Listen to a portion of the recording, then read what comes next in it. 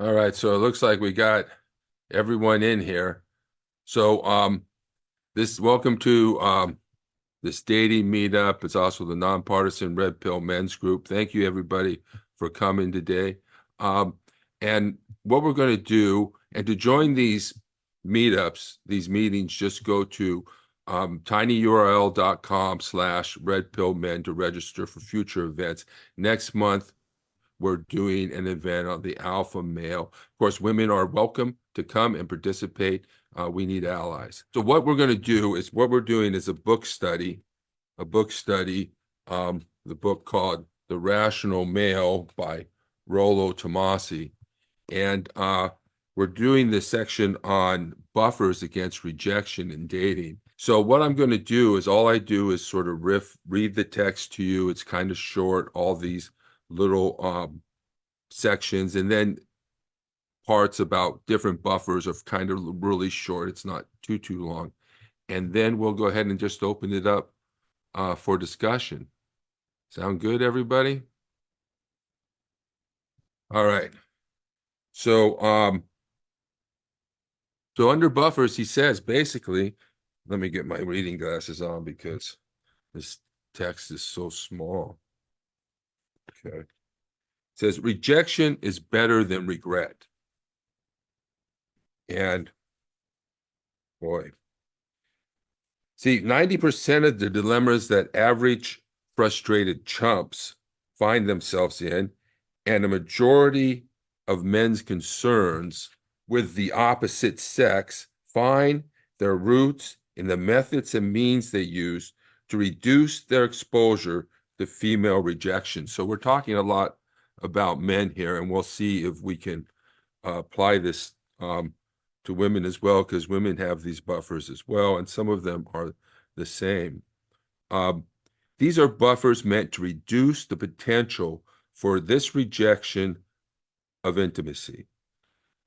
Men, of course, aren't the only ones who use buffers. Women have their share as well, but I think it would be much more productive for guys to recognize this propensity in themselves and see the methods they use, and often ego invest in their personal psychologies to buffer themselves against rejection. So what we're really talking about here are ways to reduce the effect that rejection will have, the pain of rejection. So these are various different means in the modern world that we sort of reduce the pain of rejection from women. And the first one he talks about is a guy will entertain a long relationship because it was based on a previous acceptance of intimacy, and being no longer convenient due to distance, the guy will cling to a relationship because it's a buffer against potential rejection from new women instead of accepting the relationship as being finished and maturely re-entering the dating pool. It's a perceived sure thing, even if only rarely rewarding. So what that basically means is that you get into these long distance relationships because they're safe. And the woman's all the way on another part of the country. And if you stay committed to that woman in that situation, then you're basically just buffering yourself against rejection because you're not getting any intimacy out of it. I have a girlfriend in Honduras, for example, but we're not exclusive. We're not ready to be exclusive. Neither of us are exclusive. So while I keep that woman in Honduras because, you know, she's, as far as I'm concerned, so far, she's looking good. Possibly I want to get married at some point, but I'm not committed to her. I'm not exclusive with her. There's no reason to be. I don't trust that she would be either, and I don't think she's ready for that commitment either. So these are some of the things that sort of come up for me on that one. Playing friends. So usually after a let's just be friends rejection, where the perception is the potential love interest might later become an intimate, is a buffer against further rejection by new potential females. compounded by a moralistic sense of duty to the actual friend. This buffer against further rejection is the misplaced dedication to the let's just be friends girl. Another variation of this is the Captain Save-A-Ho dynamic. There I would say that the thing is, a lot of these women are just saying, I want to be friends first. And don't bother to listen to that, because they're just sort of putting you off. But anyway, I usually, if I'm paying for a date, that's a romantic gesture. And, I'm going to want to put my arm around the woman. I'm going to want to, might even try to kiss her. So don't tell me that we're just going to be friends first and then have me pay for the dates. And a lot of guys think, oh, let's be friends, and that's a stepping stone. No, it's a completely different type of relationship. It's not a stepping stone to a romantic relationship. It's a rejection of the romantic relationship and the replacement of that with a friendship. So, and then the Captain Save-A-Ho, so many guys are so macho, and they think they have to come to the women's aid, come to the women's protection, pay for her, buy everything for her, be her savior.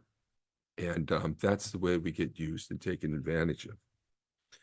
Emails, instant messaging and text. Any technology that seemingly increases communication serves as a buffer. It keeps him in constant contact with his sex interest, which in and of itself is a mistake, but only serves as a buffer against her rejection. It's easier to read a rejection or hear one than to potentially be rejected in person.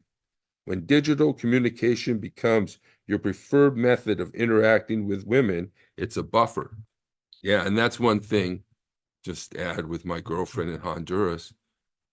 I can't be the one contacting her. Just every day, contact me every day. But hey, I can't be the one to contact you every day. I'll lose value in your eyes if I do that. You've got to contact me. And so it is a mistake to just contact this woman at her demand, because the more you do that and the less she contacts you, you're putting it all forth in the relationship, and she's losing interest in you because you're so appearing to her needy, except she'll do that to you and demand it at the same time, which you've got to be able to resist that. Don't contact that woman, every day, and then Facebook online dating. Businesses can be built upon the common insecurities and fear of rejection of both sexes. So in some sense, online dating is getting in between us. And I usually recommend get yourself out there. Meet that person as soon as possible. Don't just text back and forth or communicate back and forth. Try and get her to meet just as soon as possible. Objectification of gender. Both sexes objectify one another. Women have a tendency to objectify men as success objects. It's easier to accept rejection from an object than it is to take it from a living, breathing human being. This is why we refer to intergender communication as a game. We score or we get shot down, not personally or emotionally rejected. And then he says, idealization of gender, the myth of the quality woman. This is the tendency to fixate on one woman, one itis, or one type of woman, a gender archetype develops. So I think what he's saying here is that generally both on the objectification, you don't have to be rejected by a real person, but also this idea that we've got this good woman, I got to find this good woman, she fits into this category of good woman. But what we've heard Rollo Tomassi say is that the good woman is just the bad woman who hasn't gotten caught. And so we have to recognize that women are women, and while there are good people and bad people and better women and worse women, they all have some of these same tendencies that we need to protect ourselves against and be prepared to deal with effectively if we want to get what we want. And so the scarcity mentality, which is something I've had throughout my life, and it's absolutely horrible to feel that, you know, you can't get laid, or you're having trouble getting laid, or you have to pay to get laid. That really sucks. Deprivation is motivation, and by sticking with the sure thing as the only thing, the potential for new rejection is eliminated. It's the sort of take what I can get and be glad I got it, rather than looking. And that's so much of what guys go, we never get the woman we want. We're not dating the women we want. We're dating the women who want us, which I think we should focus on the women who want us. But ultimately, we have to eventually find the woman we want. And this is the older woman, and it goes into the older women scenario. This cougar dynamic debate has been done into irrelevancy. Older women acting in accordance with their conditions will be more inclined to accept the advances of younger men. In the same vein, very young girls will be more apt to accept the advances of older men due to naivete, and fat women are easier to become intimate with due to sexual deprivation. So when this becomes an internalized preference for a particular woman developed by associating that particular type of woman with the minimization for potential rejection. So I've been there, done that, fat women, old women, and it is easier. Older women nowadays want younger men. I don't think anybody wants a 70-year-old man, not even a 65-year-old woman. A 70-year-old woman wants a 60-something-year-old man, while the younger women, want maybe older men because they have more money, can do more things, whatever their motivations are. But sometimes we think they're fat and they're going to be easy, but they can reject you too. But anyway, leagues. The average frustrating chump tells himself, wow, is she out of my league? I would just get shot down because I would need to possess A, B, and C to be her social status, physical status equal for her to even be interested. Ergo, the internalized idea of leagues is a useful rationalization buffer against rejection. Pornography, porn, as men use it, is a buffer against rejection. And that's a big issue I've studied for a long time. And there's a possibility that you can end up, it says, his reward for free, porn gives a guy a reward for free, a reward that should be her single best agency is rendered valueless. So, but I think that's a good thing. I think porn is, in some sense, is helpful for men. One, they're not at the mercy of women who will just bully them and push them around with their sex and then try and manipulate them using sex. And so it's good for them to have an outlet where they can stand up to women, because I think a lot of what we have to do, we have to learn to stand up to women, say no. And it's hard to say no to a woman when you're in a state of sexual scarcity and you're not getting anything. But we do need to learn how to say no, and we need to stop paying them for the stuff we pay them for. That includes prostitution, strippers, all that stuff. We need to stop that. But again, I also recognize, I want to say, I recognize the need for it with sexual scarcity, women only choosing the top guys, and guys needing to get practice and being, you need to be competent sexually. Women expect sexual competence no matter what they tell you. So if you need it, you got to go get it. But I would recommend against it. and I hate having to pay, and so I don't. I do my best not to have to pay. So buffers are generally the paths of least rejection that become ego-invested preferences. Buffers aren't so much about those preferences as they are about the rejection aversion motivations behind them. So he finally defines buffers here as passive least rejection.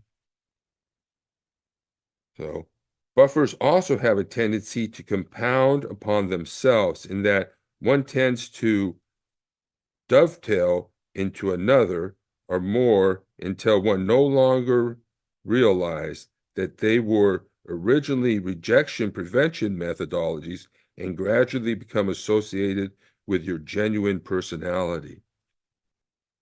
And he goes into this a little bit later, but that game sort of changes your personality, but that change is good.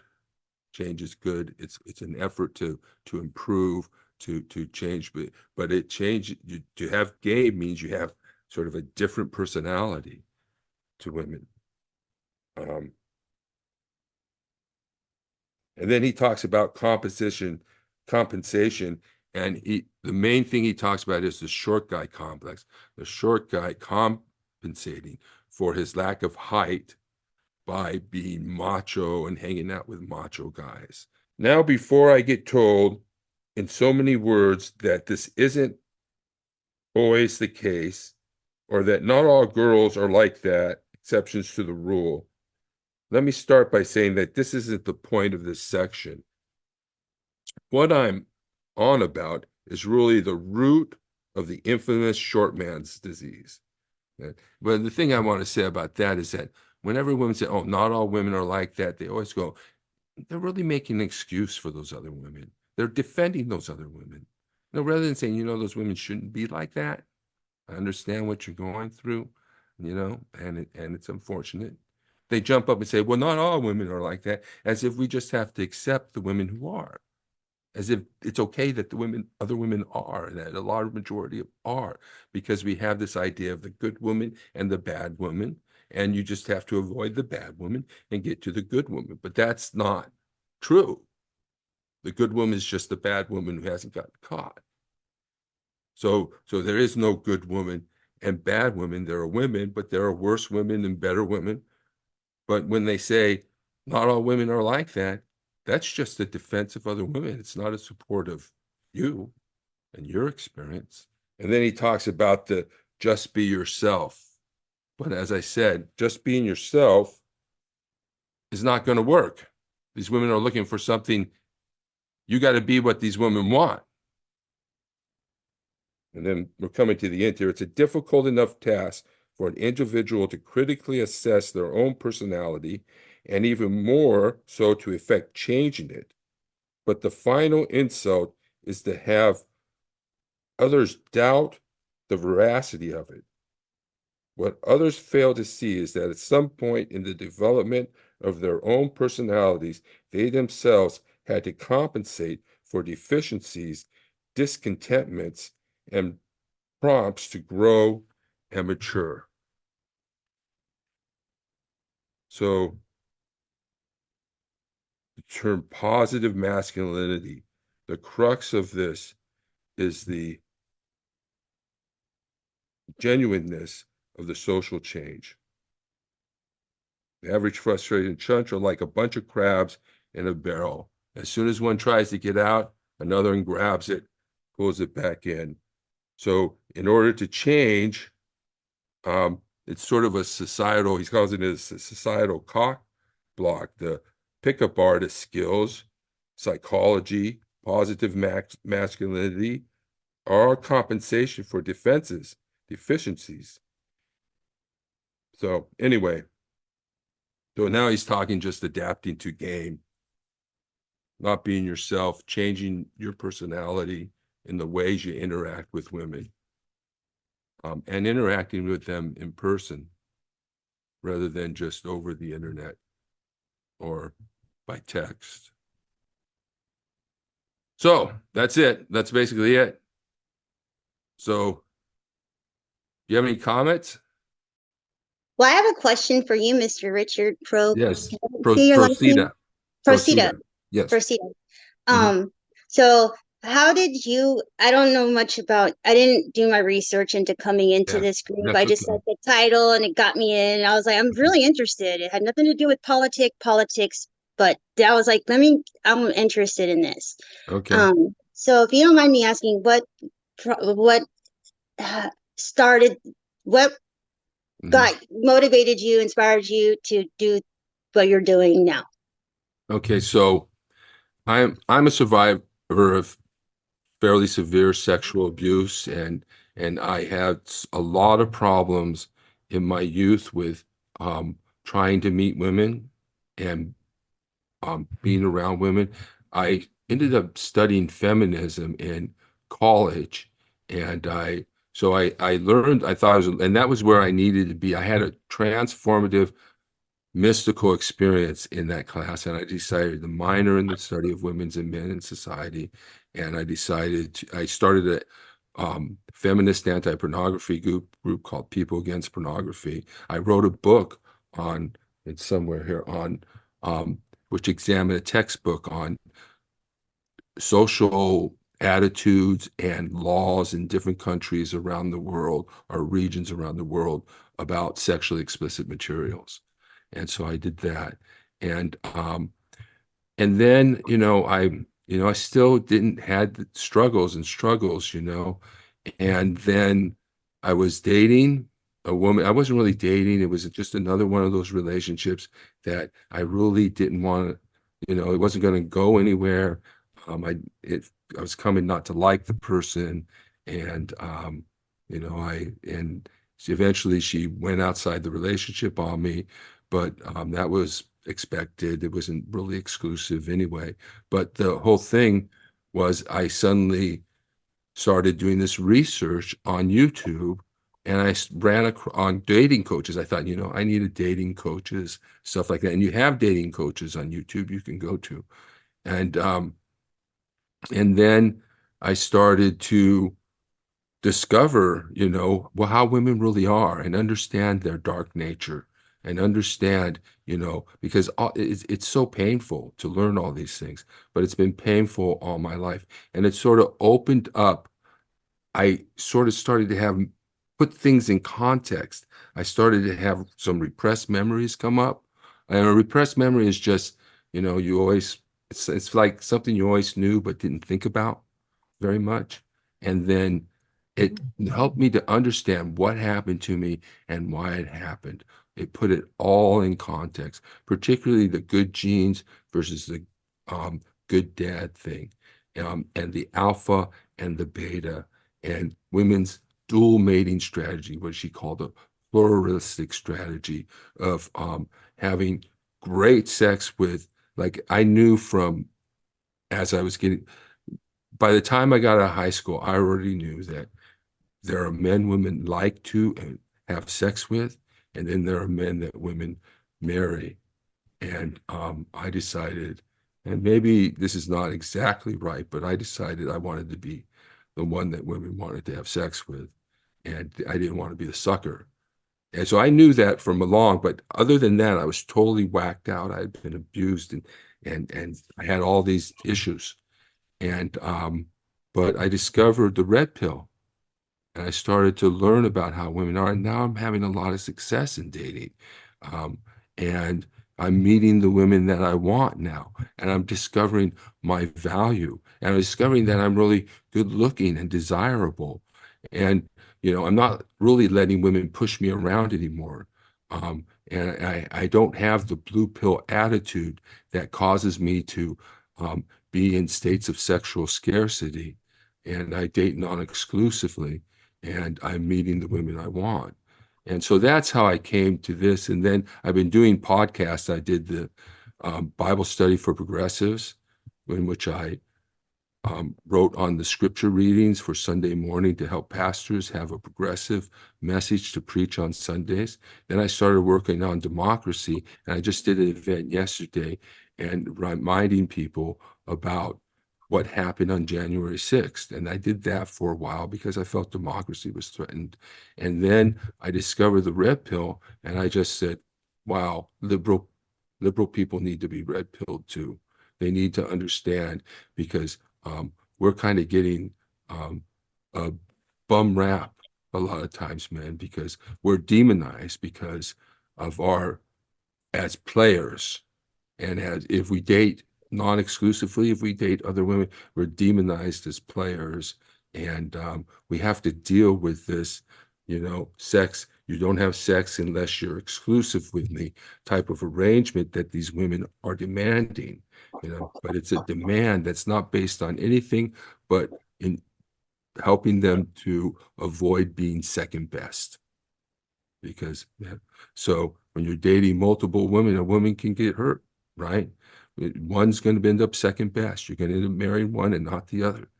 But for a woman, if they keep you in that relationship where you only have, you're exclusive, then they don't have to worry about that. But the man ends up with nobody in the end. So the man gets hurt. So it's really about who gets hurt, not about exclusivity or monogamy or anything like that. So I really recommend men find those relationships that can provide them with intimacy and affection, and sort of and move from there, so that women can't push you around in the dating and try and make you give up all your options and capitulate to them. You just because you gotta be able to meet a lot of women to meet the women you want, and you can't just go one at a time like that, or else you're not going to meet the woman you want. So, so that's sort of where I'm at. And so now I'm feeling like this is a big thing, right? That a lot of men are turning to authoritarianism because they lost their authority. They don't want women to really change. They want women to be submissive. They want to go backwards, right? But if they went forward, they would see a route forward. But they want to go backwards, and they can't stand up to women. Even the red pill guys, oh, women aren't going to change. That's not true. There's consciousness rising. We've changed as men. We don't yell at women on the streets. We allow them to judge us. We allow them to be our bosses and supervisors. We treat them with respect as best we can. We've changed our behaviors, and so now it's time for women to look at their behaviors and see how their behaviors are harmful or toxic or not helpful to relationships, and exploitative, abusive, entitled. But if these men could only stand up to women, if they can only say, hey, I take my authority back. No, learn how to say no. And they wouldn't need to turn to dictators. But anyway, that's something else. That answer your question, Calissa? Yes, thank you. Now I'm gonna Google you after and be like, "Where's your Gmail account?" Questions, and I know you're a pretty busy man, from what you just said too. But I do want to pick your brain a little bit. I do have some questions. Is there a place we can submit questions to you? And if when you get I'm, a I'm, chance. I'm gonna put my email in the chat right now, Oh, okay, great. and that way you can take that and ask me questions. And we have this discussion. There it is. We have this discussion every month too. Oh, So you are a Gmail. yes, I am a Sorry, Gmail. I'm sorry. That's very good. So, all right. Thank you, Carissa. Oh, thank you. Thank you so much for answering all that. Thank you. You're welcome. Thank you, Samuel. Thank you, Yeah, Ryan. Thank you, Chris and Chris. All right. Kristen. Well, I'll all right. You're ask some welcome, art Mr. to Pursuta. Kristen. Thank you, Ryan. Talk to everyone next month, okay? Next month. Okay. Bye. Krista, you from America? Yes, yes. Thank you, Samuel.